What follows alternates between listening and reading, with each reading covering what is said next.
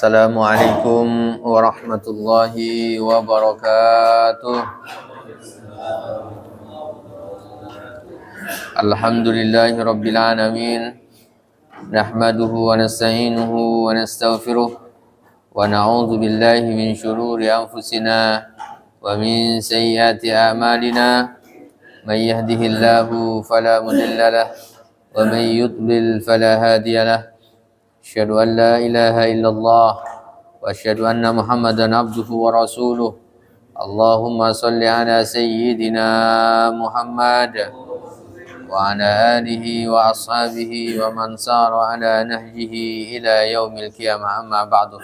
Hadirin yang dimuliakan Allah Subhanahu wa taala, alhamdulillah wa syukurillah, pada subuh yang cerah ini Allah Subhanahu wa taala berikan kita nikmat kesempatan hadir di masjid ini melaksanakan salat subuh berjamaah. Semoga hadirnya kita di masjid ini, di majlis ini, menjadi pemberat timbangan kita di yaumil mahsyar kelak. Amin amin ya rabbal alamin. Mari kita mulai kajian kita bersama-sama membaca Ummul Kitab Al-Fatihah. A'udzubillahi minasyaitonir rajim. Bismillahirrahmanirrahim. Alhamdulillahirabbil alamin. Arrahmanirrahim. Iyyaka na'budu wa iyyaka nasta'in. Ihdinas siratal ladzina an'amta 'alaihim ghairil maghdubi 'alaihim waladdallin. Mari kita lanjutkan kajian kita surah Al-Baqarah ayat yang ke 196.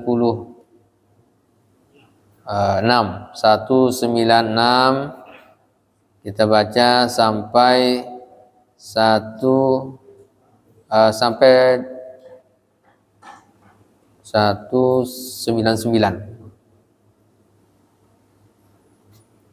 Ya, sampai 198. A'udzu billahi minasy syaithanir rajim. Bismillahirrahmanirrahim. Wa atimmul hajja wal umrata lillah. Fa in uhsirtum famastaysara minal hadi. Wa la tahliku ru'usakum hatta yablugha al-hadyu mahillah. Faman kana minkum maridan aw bihi adam min ra'sihi fafidyatun min siyamin aw sadaqatin aw nusuk. فإذا أمنتم فمن تمتع بالعمرة إلى الحج فما استيسر من الهدي فمن لم يجد فصيام 3 أيام في الحج و7 إذا رجعتم تلك 10 كاملة ذلك لمن لم يكن أهله حاضر المسجد الحرام واتقوا الله واعلموا أن الله شديد العقاب. الحج أشهر معلومات فمن فرض فيهن الحج فلا رفث ولا فسوق ولا جدال في الحج وما تفعلوا من خير يعلمه الله وتزودوا فإن خير الزاد التقوى واتقوني يا أولي الألباب. ليس عليكم جناح أن تبتغوا فضلا من ربكم فإذا أفضتم من عرفات فاذكروا الله عند المشعر الحرام واذكروه كما هداكم وإن كنتم من قبله لمن الضالين. صدق الله العظيم.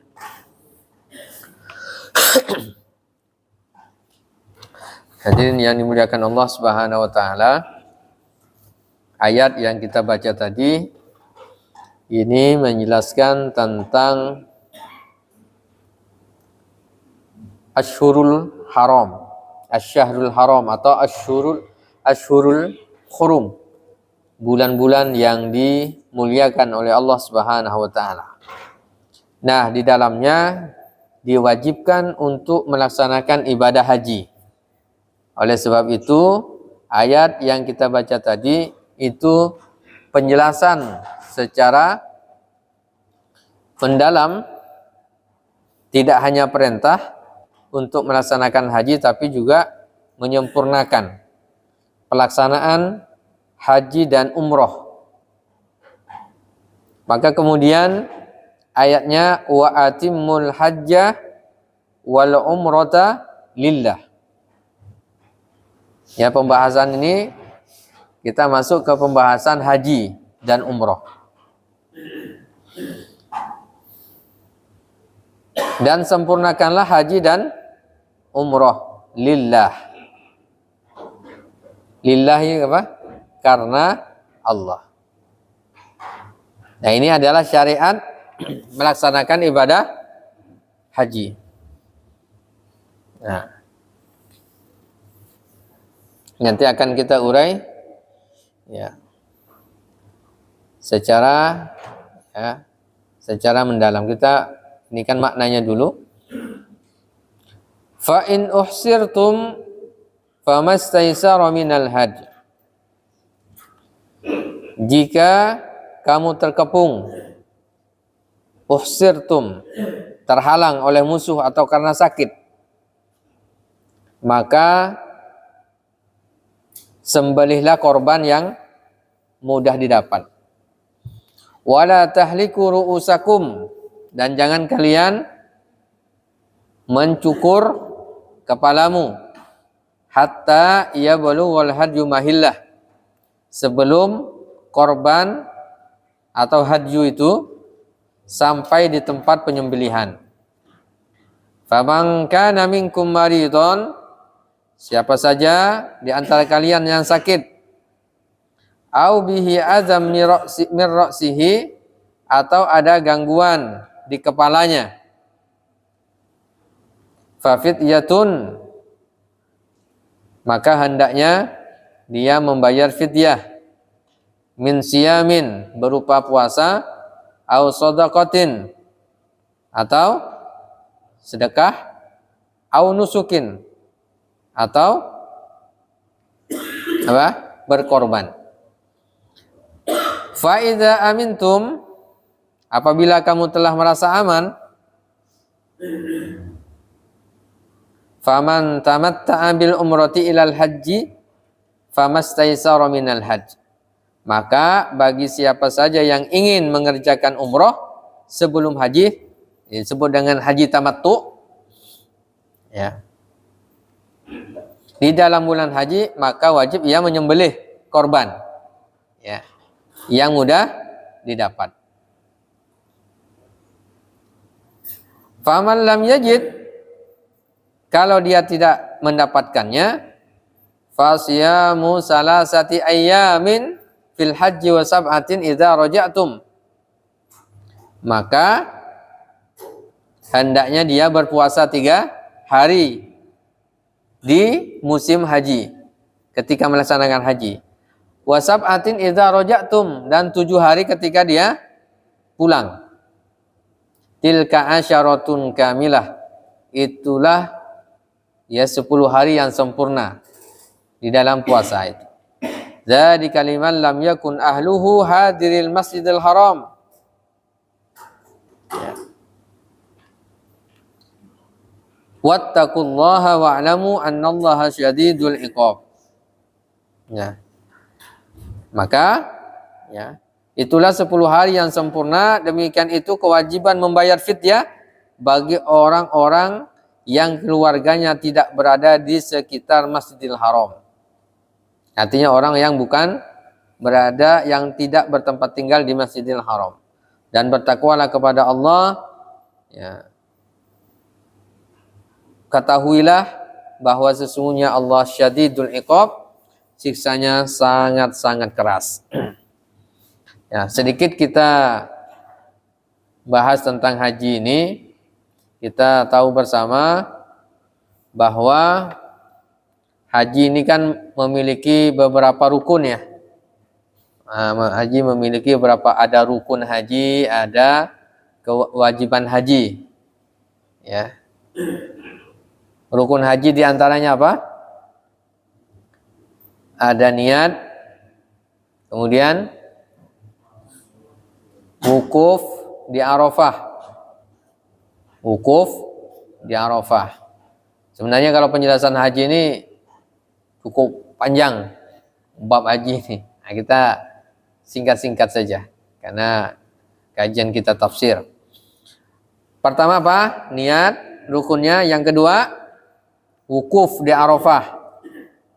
Yang ketiga, tawaf. Kemudian sa'i. Kemudian tahallul. Ada berapa? Ada 5. Niat, wukuf di Arafah, tawaf, sa'i, tahallul. Kalau salah satunya ditinggalkan, maka harus diqodho, bisa diqodho atau membayar dam. Tapi ini tidak boleh ditinggalkan. Nah, kemudian terkait dengan wajib haji, wajib hajinya itu ada 5 juga. Ini dibedakan antara rukun dan wajib. Yang pertama, wajib haji itu ihram dari mikot. Kemudian yang kedua, mabit, bermalam di Musdalifah. Yang ketiga, mabit di Mina, di Mina. Kemudian yang keempat, melontar jumroh, jamarat. Dan yang kelima, tawaf wada. Yang pernah melaksanakan haji dan umroh, nah itu biasanya ingat. Nah, kalau ini tidak dilakukan, itu tadi dari ayat yang kita baca tadi, misalnya salah satunya, maka dia harus membayar dam, menyembelih itu. Nah, atau kalau itu tidak bisa, maka dia hendaknya berpuasa 3 hari di musim haji dan 7 hari ketika dia pulang. Nah, itu tadi maksud ayat tadi itu. Maka ini adalah bagian dari kewajiban haji. Nah, secara definisi haji itu apa? Al-qasdu. Secara bahasa adalah menyengaja. Ya kan? Secara istilah haji itu adalah qasdul ka'bati, ya, adalah menyengaja untuk mendatangi Ka'bah, beribadah, ya, menghadap Ka'bah, dalam rangka melaksanakan ibadah haji di waktu-waktu khusus dan dengan bacaan dan amalan-amalan khusus. Itu kalau haji. Kalau umroh bagaimana? Secara bahasa adalah az-ziyarah. Ziarah. Ya, ziarah. Atau al-qasdu ila makanin amir. Atau menyengaja untuk, ya, mendatangi tempat yang di situ kita bisa umroh. Yakni, ya, melaksanakan, ya, ibadah umroh itu, ya, di depan Ka'bah untuk melaksanakan ibadah yang khusus dengan syarat-syarat yang telah ditentukan. Nah, di sini nanti dibedakan antara haji dan umroh. Apa perbedaannya haji dan umroh? Nah,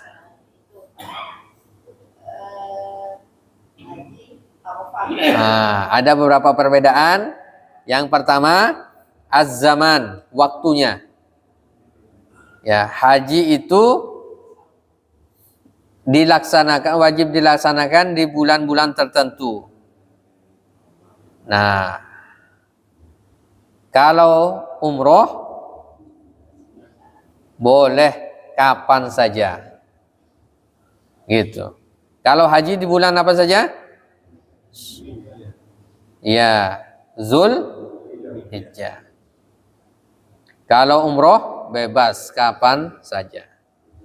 Dari sisi hukum beda. Kalau hukum haji itu di situ harus ada ihram, wukuf di Arafah, tawaf, sa'i, mabit di Musdalifah dan Mina, melempar jumroh, kemudian apa? Memotong rambut, tahallul. Sedangkan kalau umroh, ihram, tawaf, sa'i, tahallul, itu saja. Tidak ada wukuf, tidak ada mabit, dan tidak ada melempar jumroh. Nah, itu diantara perbedaan-perbedaannya. Dari sisi hukum, haji itu hukumnya fardu ain bagi yang mampu.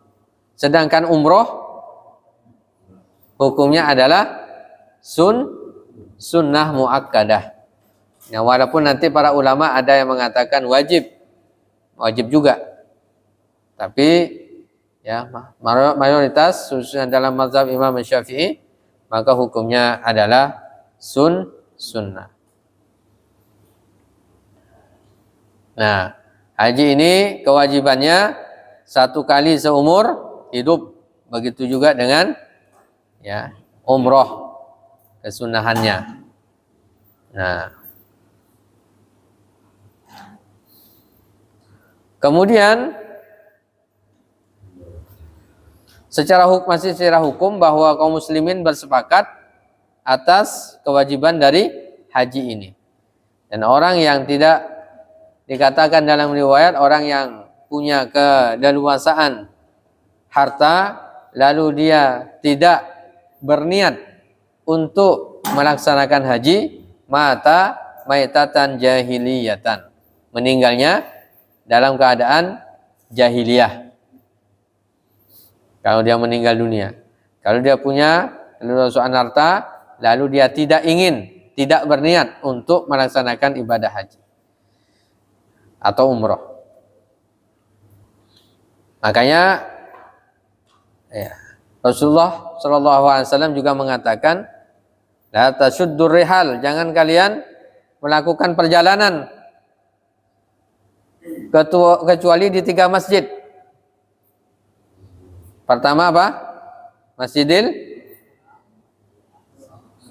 Haram, Masjid Nabawi, kemudian yang ketiga Masjidil Aqsa. Jadi ziarah pertama kali mau keliling, ada orang kan pengen keliling dunia biasanya. Nah, itu mau ke Eropa, mau ke negara-negara. Nah, dia mau keliling dunia. Nah, bagaimana hukumnya kalau dia belum haji atau umroh? Nah, maka ini ada larangan. Ya kan? Maka akan lebih bagus tunaikan hajinya, tunaikan umrohnya, ya kan? Kalau ke Masjidil Aqsa, ya tergantung situasi keamanan. Nah, setelah itu mau keliling dunia ya tidak ada masalah. Tapi apa?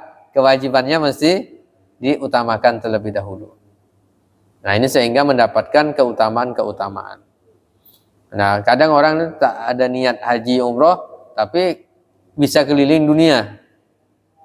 Nah, ini tidak mengetahui mana yang wajib, mana yang sunnah, mana yang mubah. Kan begitu, maka mesti dipahami.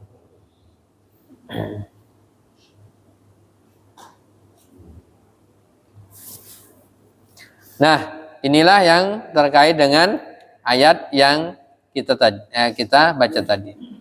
Berikutnya kita masuk pada ayat 197. Al-hajju asyhurum ma'lumat. Bahwa haji itu ada ditentukan di beberapa bulan yang telah diketahui, dimaklumi. Bulannya bulan apa saja? Sebenarnya jadi bulan apa? Dari itu Zulhijjah kan ini. Bulan-bulannya yang terkait asyhurun ma'lumat. Nah, asyhurun ma'lumat dari Syawal itu sudah mulai persiapan ya. Betul enggak? Ya, dari Syawal, Zulqa'dah, kemudian 10 akhir dari Zulhijjah. Nah, haji itu di puncaknya itu. Puncaknya itu sebenarnya apa?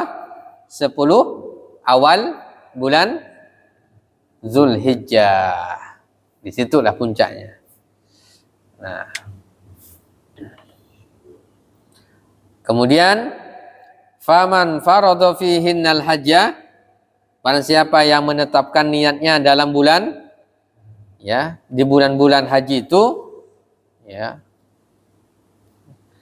akan mengerjakan ibadah haji, fala rafasah, maka dia tidak boleh rafas, wala fusuk. Rafas ini berkata yang kotor, berkata-kata kotor.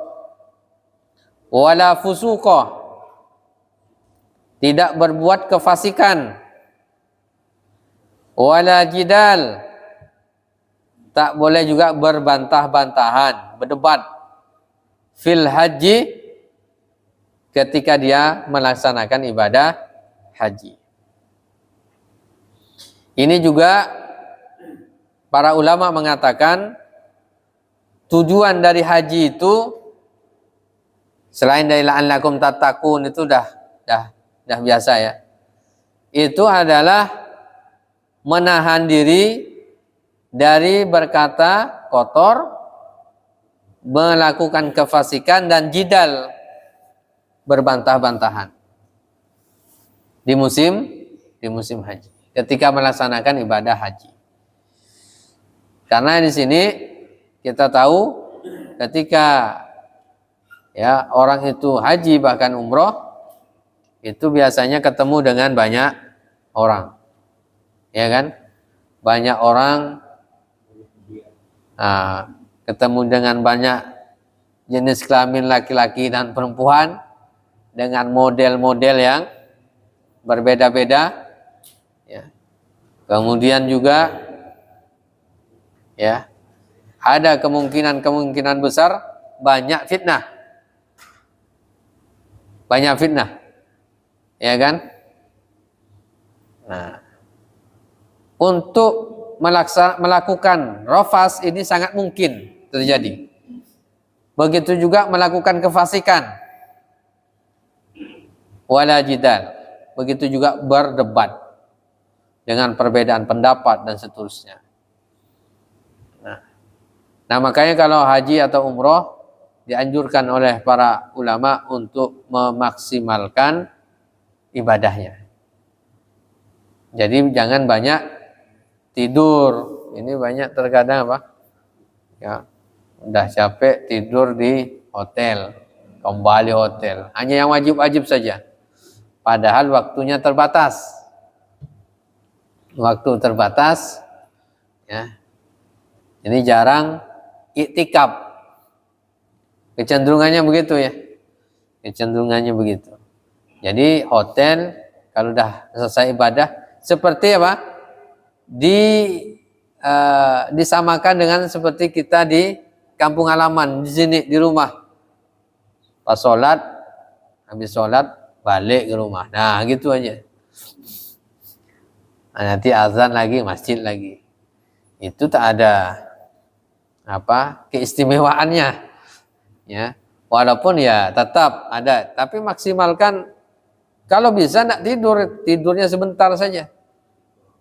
Nah, itu untuk memaksimalkan dalam ibadah haji. Ada juga orang ketika ibadah haji atau umroh ini banyak ya shopping kan. Wah, ibadah semua shopping. Ini juga sama. Jadi sudah mulai ini. Dan banyak juga terkadang itu kita lihat sibuk dengan kamera. Nah, ini juga sama. Selfie. Sibuk dengan selfie. Gimana mau ibadah? Sibuk dengan ini. Update lagi, selfie lagi. Mau ibadah Masjidil Haram pun mau buka Al-Quran, selfie lagi. Ya, jadi tidak khusyuk. Jadi bahkan orang mau debat, orang mau berdoa. Siapa yang mau ini nge-live dia? Itu banyak. Dan saya kadang melihat itu live. Siapa yang mau didoakan kata dia, live dia di situ.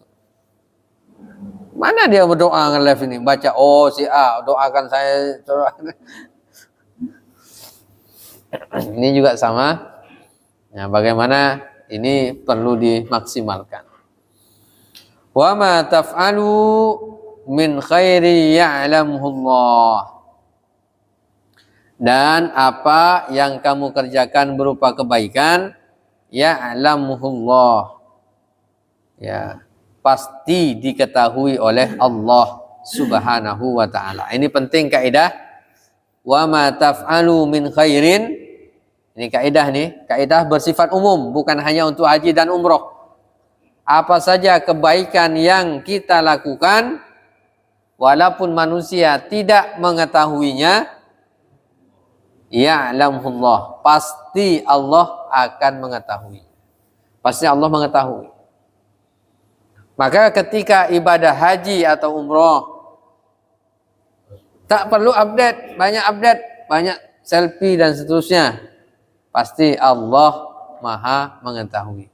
Kebaikan-kebaikan yang kita lakukan di musim haji atau umroh atau di luar itu, ya kita di rumah kita bermasyarakat, ya kan, bertetangga. Nah, apapun kebaikan yang kita lakukan, walaupun orang lain tidak tahu, bahkan ketika kita melaksanakan ibadah, sholat tahajud misalnya, ya itu kan tidak ada orang yang tahu. Ya'lamuhullah. Allah Maha mengetahui. Biasanya orang itu akan lebih semangat kalau ya dilihat oleh orang lain kan. Tapi ternyata Allah berikan kaidahnya, wa ma taf'alu min khairin ya'lamuhullah. Ya, apapun kebaikan yang kita lakukan pasti itu diketahui oleh Allah Subhanahu wa ta'ala. Jangan bimbang, kan gitu ya. Jangan gusar, ya. Tidak perlu dalam pengumuman dan seterusnya. Wa tazawwadu, ini kaidah yang kedua. Wa tazawwadu fa inna khairaz zadi at-taqwa. Ini kaidah kedua. Perbanyak kita apa? Tazawwud, mencari bekal. Ya. Wa tazawwadu, carilah zat bekal yang banyak. Fa inna khairaz zat, dan maka sebaik-baiknya zat, sebaik-baiknya bekal adalah at-taqwa. Ini menarik karena diposisikan ayat ini ya di akhir dari ayat-ayat haji dan umroh. Apa maknanya? Ketika orang ingin melaksanakan haji dan umroh, pastilah akan mencari bekal, mencari modal untuk biaya ya berangkat, biaya pulangnya, kemudian biaya yang ditinggalkan untuk keluarganya, kemudian ini dari sisi biaya nih, kemudian biaya untuk belanja di sana, ya, apa yang mau untuk pegangan. Kita pasti ketika melaksanakan haji dan umroh pasti dari sisi biaya kita akan mengumpulkan biaya kan, ya, bekal kita. Belum lagi nanti bekal-bekal keilmuan, ya kan, bekal keilmuan, bekal rohiyah, ya, rohani kita, ya, kesabaran, kan gitu ya, dan seterusnya. Pasti kita butuh. Kenapa kita bahkan orang ketika hendak melaksanakan haji atau umroh di situ ada latihan dulu, manasik,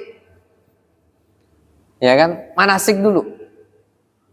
Itu dalam rangka supaya nanti di sana bisa maksimal, sempurna di dalam melaksanakan. Kan kita tahu karena kita mau berangkat haji, gitu. Persiapannya luar biasa. Nah, bagaimana kalau itu kita, ya, analogikan juga ketika kita nanti meninggal dunia, gitu. Jadi dikiaskannya begitu.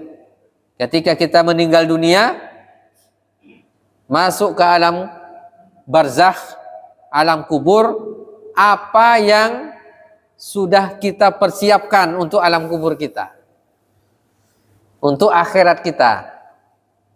Kalau kita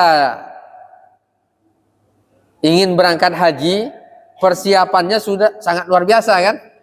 Nah, persiapan haji itu luar biasa. Dari semua sisinya kita persiapkan, gitu, supaya sempurna. Nah, tetapi untuk akhirat terkadang orang lupa, tak ada persiapan. Maka kemudian Allah katakan wa tazawwadu, cari bekal yang banyak. Bukan hanya untuk haji saja, umroh, tapi juga untuk akhiratnya setelah kita meninggal dunia. Ketika pertama kali nanti kita sudah tahu nih, kayak misalnya haji kita tahu nanti kita pasti akan wukuf, pasti kita akan, ya, umroh dan seterusnya.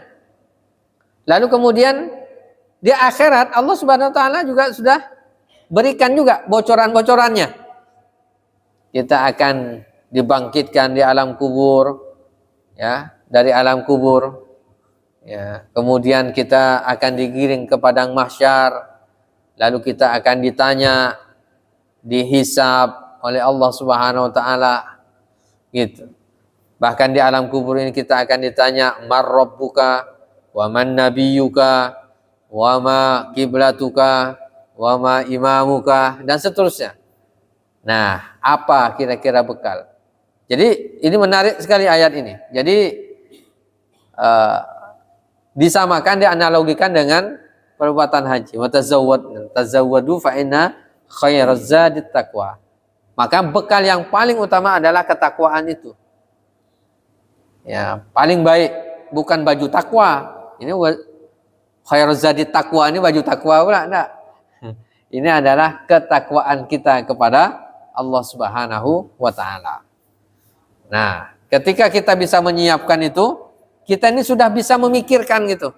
Kalau haji ini tidak punya pegangan, ya kan, tidak bawa perbekalan pakaian, uang, dan roh kita belum siap juga, kita udah bisa membayangkan, wah, tak bisa nih, kan begitu kan? Tak bisa. Begitu juga dengan akhirat kita. Hendaknya kita sudah bisa membayangkan kira-kira nanti kita bisa enggak menjawab pertanyaan mungkar dan nakir. Kira-kira nikmat kubur atau siksa kubur yang akan kita dapatkan. Belum lagi nanti di akhirat ketika terjadi hari kiamat. Nah, bekal semuanya akan hilang. Dunia, kalau haji ini dunia masih kita bawa. Ya kan? Kalau haji ini, umroh ini, jalan-jalan, dunia masih kita bawa. Tapi kalau akhirat nanti tak ada. yang kita bawa. Ketika meninggal dunia, ya, pasangan kita, suami atau istri, ya, tidak menemani kita sampai ke alam kubur. Dia tetap ngantarkan ke kuburan saja. Ya kan? Harta kita juga tidak akan menemani kita. Tinggal dia menjadi warisan. Kan gitu ya. Kemudian anak-anak juga sama. Tak ikut juga, tak ikut semuanya. Yang akan ikut bersama kita adalah amal-amal kebaikan kita. Takwa kita itu. Itu yang akan ikut pada kita. Harta bisa ikut enggak? Bisa ikut bersama kita. Apabila harta itu disedekahkan, diinfakkan di jalan Allah Subhanahu wa taala. Maka kata Rasulullah SAW itu bahwa harta kita itu ya 3 saja. Apa yang kita makan, tapi itu akan menjadi kotoran. Kemudian yang kedua, apa yang kita pakai. Apa yang kita pakai, dan itu akan lapuh juga. Yang kita pakai, kalau pakaian yang kita gantung di lemari, kan banyak ibu-ibu biasanya banyak shopping. Nah, bukan ibu-ibu di sini, tapi di luar sana. Itu yang ditumpuk banyak di rumah, itu bukan pakaian kita. Pakaian kita itu yang kita pakai inilah dia. Harta kita yang kita makan, berapa piring nasi, lauk, itulah dia makanan kita. Itu harta kita. Tapi yang kita makan hilang jadi kotoran, yang kita pakai ini akan lusuh. Dan yang ketiga, wa ma tasaddaqta, apa yang engkau sedekahkan, engkau infakkan di jalan Allah, maka dia akan abadi. Itulah harta kita yang ikut kita nanti di hari kiamat. Di akhirat kelak. Yang akan menjadi cahaya di alam kubur kita. Itu.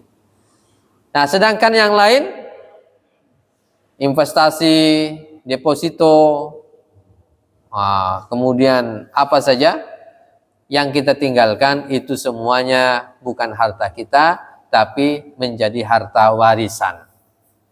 Itu menjadi harta warisan. Nah, itu zat bekal kita, yaitu tadi. Ya, kebaikan-kebaikan yang kita lakukan, apapun itu bentuknya, kebaikan yang kita lakukan, termasuk di dalamnya adalah ketakwaan kita kepada Allah. Wah, ini yang paling utama. Jadi kalau kita kembalikan pada asal manusia, sudah.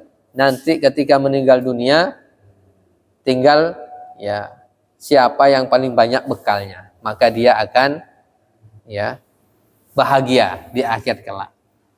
Ya. Tapi yang agak sedikit ya tergantung, sama seperti orang berangkat haji, sedikit bekal itu agak pusing juga kan gitu ya. Agak pusing juga.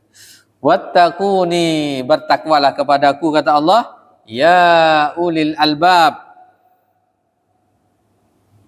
wahai ulil albab, orang yang ya punya albab, punya akal. Ya, orang yang cerdas, ulil albab ini. Dia mau berpikir. Maka nanti ada dalam ayat Quran itu ada berapa tingkatan. Orang-orang jahil, dikatakan jahil ini kebalikannya ulil albab. Biasanya disebutkan oleh Allah dengan 3 kategori. Yang pertama, la ya'lamun. Pakai kata la ya'lamun, mereka tidak mengetahui. Apa maknanya? Kalau la ya'lamun, orang itu tidak tahu ilmu, tidak mengetahui ilmunya, ya tidak tahu, memang tidak punya pemahaman, tidak punya ilmunya. Memang tidak tahu dia. Tidak tahu, itu la ya'lamun. Yang kedua, la yafqahun. Kan ada ayat biasanya, la yafqahun. La yafqahun itu dia tahu, ilmunya, tapi dia tidak paham. Itu la yafqahun. Dia tahu ilmunya, tapi dia tidak paham. Itu diungkapkan dengan kata-kata la yafqahun. Ada yang ketiga, la ya'qilun. La ya'qilun. Mereka tidak berakal. Maknanya apa? Mereka ini tahu ilmunya, paham juga dari ilmu tersebut, tapi tidak merubah tingkah lakunya. Nah, gitu. Maka diungkapkan dengan redaksi la ya'qilun, mereka tidak berakal. Maknanya adalah dia tahu hukumnya haram, dia tahu hukumnya wajib, dia paham nih hukum itu, ya, tapi dia tidak mengerjakannya. Nah, itu dia. Tahu ilmunya, paham dia, tapi tidak dikerjakan. Itu la ya'qilun. Nah, ulil albab, ya, ulul albab ini adalah orang yang mengetahui ilmunya,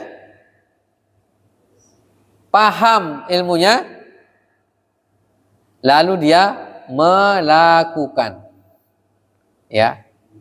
Melakukan apa? Ya, konsekuensi dari atau pemahaman ilmu yang dia ketahui itu. Ya. Ulul albab seperti itu. Dia menjadikan apa? Seluruh potensi yang dia miliki, akalnya, belajar. Artinya ulul albab ini orang yang mau belajar, orang yang mau memahami, ya, kemudian dia mau mengamalkan. Itu disebut dengan ulul albab. Ya. Potensi-potensi itu yang kemudian, nah, Allah tutup ayat ini dengan wattaquni ya ulil albab. Orang yang mampu tadi itu melaksanakan ibadah haji, umroh, lalu menyiapkan bekal-bekalnya dengan baik, ya kan? Dia banyak melakukan kebaikan-kebaikan yang dia lakukan, dan dia mencari bekal untuk akhiratnya. Berarti kan orang cerdas nih dalam kehidupannya. Dia tidak tertipu dengan, ya, dunia.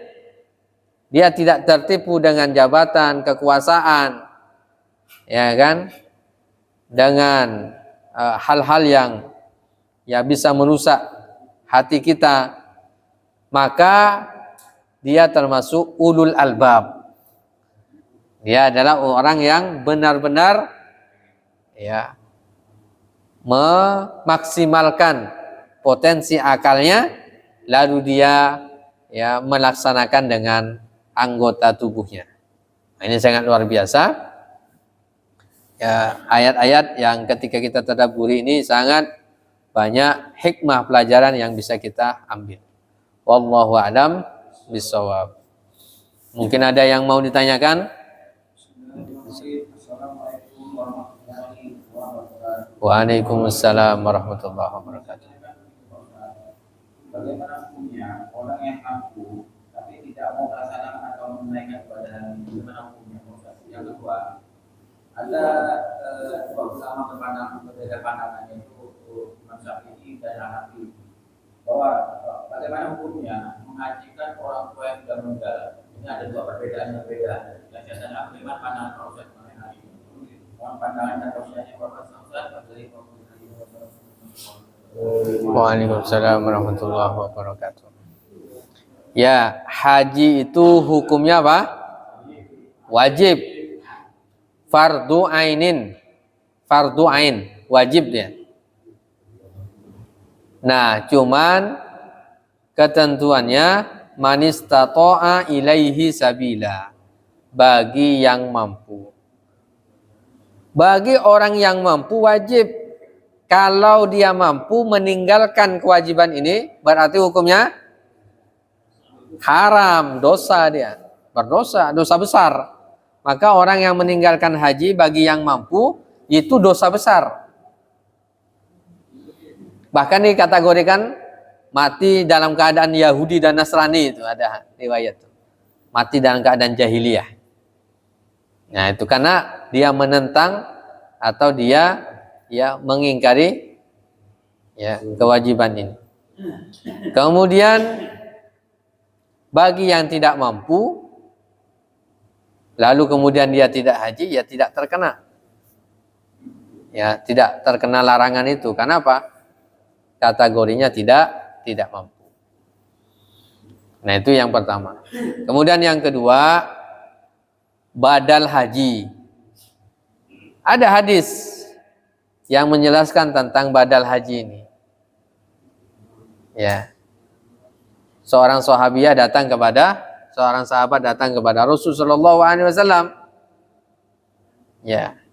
Ibunya meninggal dunia. Bolehkah saya ya Rasul menghajikannya? Maka kemudian Rasulullah mengatakan, haji anha.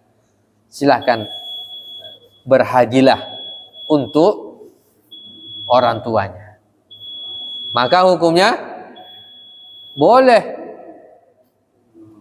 boleh menggantikan beberapa ibadah bagi orang yang sudah meninggal dunia. Satu, ibadah haji.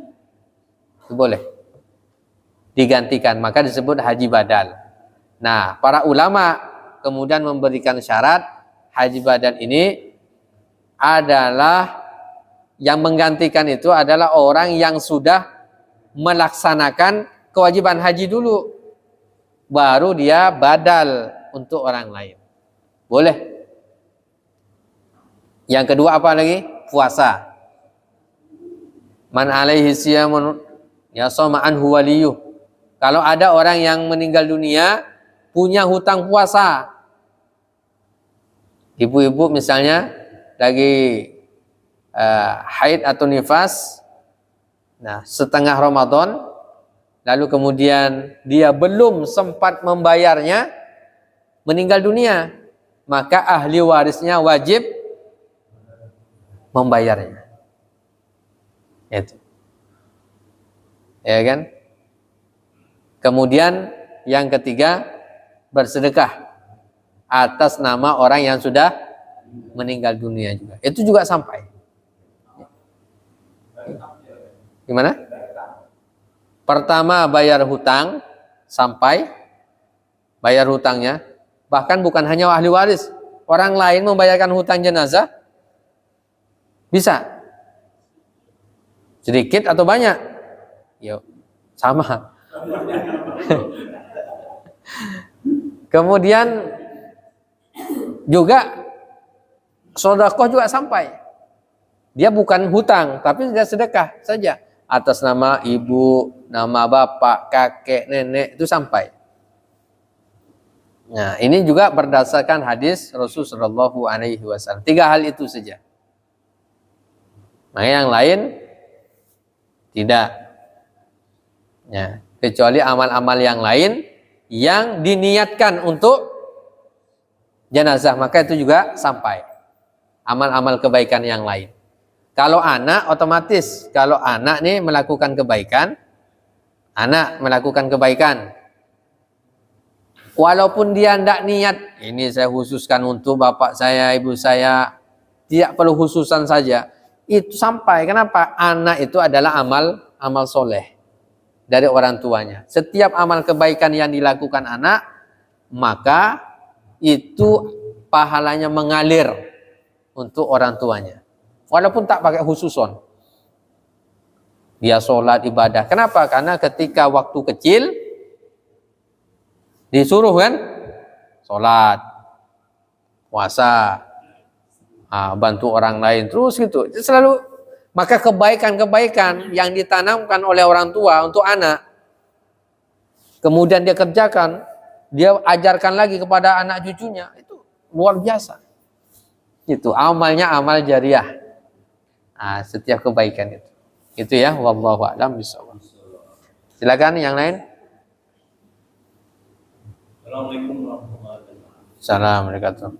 Ini di dalam praktek yang pernah saya lihat waktu saya menjadi di Bogor. Setelah saya mendengar ilmu yang seperti ini, ada orang yang punya ilmu yang tidak tahu sama sekali, ada yang tahu tapi dia tidak paham, ada yang tahu tapi dia tidak paham, yang ada juga mengetahui dan melaksanakan. Dari kategori ini, saya lihat itu antara terjadinya hal-hal yang menyimpang daripada syarat-syarat haji, itu saya lihat bukan hubungan manusia dengan manusia secara umum. Kalau saya lihat itu banyak cara khusus antara suami istri. Ini juga mungkin menurut saya sekarang berdasarkan pengalaman antara suami istri ini bisa terjadi. Misalnya suaminya bisa mendapatkan ilmu karena salah satu contoh seperti majelis ini kan, tapi suami pergi. Kalau istrinya mungkin ya tidak pergi mendengarkan ilmu yang perlu kita jalani kan, itu bisa terjadi karena istri ini, perempuan ini kan terbatas masuk ke masjid, kecuali seperti pasantren itu kan juga dari awalnya dari awal. Kalau yang bagi-bagi yang belum pernah duduk di pasantren kan, tapi ada pun ibu-ibu yang mau ke masjid itu sangat beruntung, dia punya niat bertemu kan, walaupun didapat dengan mungkin istilahnya sistem sekolah dari SD-nya dia dapat, mungkin dia dapat dari SMP-nya atau dari SMA-nya atau di sekolah dunia. Sekarang yang saya tanyakan di sini, suatu pergi suami istri, misalnya istri ini tidak mengetahui hal-hal yang prinsip, yang mudah misalnya ngomong kasar. Ngomong kasar ini kan walaupun bukan di haji, sebelum haji pun bisa terjadi kan, bisa seperti jangan begitu, itu kan ciri-ciri khas menunjukkan bahasa yang kasar kan. Dalam hal seperti ini, apakah dia tidak mengetahui atau tidak tahu sama sekali dalam hukum haji itu, apakah dia bisa dikategorikan batal atau bagaimana? Ya. Waalaikumsalam warahmatullahi wabarakatuh. Ya, ini menarik. Jadi kalau dalam ini rafas, fala rafasa wala fusuqa wala jidala fil hajj. Tak boleh melakukan rafas, itu berkata kotor, berkata kasar, kemudian tidak melakukan kefasikan dan berbantah-bantahan. Ini sangat memungkinkan memang suami dan istri. Nah, itu kan melakukan, dia musim haji atau enggak kan? Nah, itu tadi permasalahan bisa jadi karena itu tadi serapan informasi ya keislaman ya tidak sama. Nah, akan lebih bagus nanti ketika pulang ke rumah disampaikan kepada istri kan gitu kan. Nah, kalau dalam musim haji berkata kotor, batal lah hajinya? Enggak batal. Tapi apa? Pahalanya berkurang. Sama seperti orang puasa, orang berkata kotor, ya kan? Ya, melihat maksiat, itu enggak batal puasanya. Tapi pahalanya berkurang. Sama haji juga sama. Ya, melakukan kefasikan ini banyak juga. Kadang perempuan-perempuan ini ya, yang haji itu dari berbagai macam negara kan, itu bisa jadi berpikiran kotor kan gitu kan. Nah, atau melakukan kefasikan, itu ada juga. Atau niatnya haji itu dalam rangka bukan lillah, tapi litijarah, bisnis. Haji tapi niatnya bagaimana melihat peluang bisnis kan itu. Sama. Ini juga sama, bisa jadi mengurangi pahala. Wallahu a'lam bishawab. Baik, kalau tidak ada lagi, kita akhiri perjumpaan kita dengan sama-sama membaca hamdalah dan doa kafaratul majlis. Alhamdulillahirabbil alamin, subhanakallahumma wa bihamdika asyhadu an la ilaha illa anta astaghfiruka wa atubu ilaik. Assalamualaikum warahmatullahi wabarakatuh.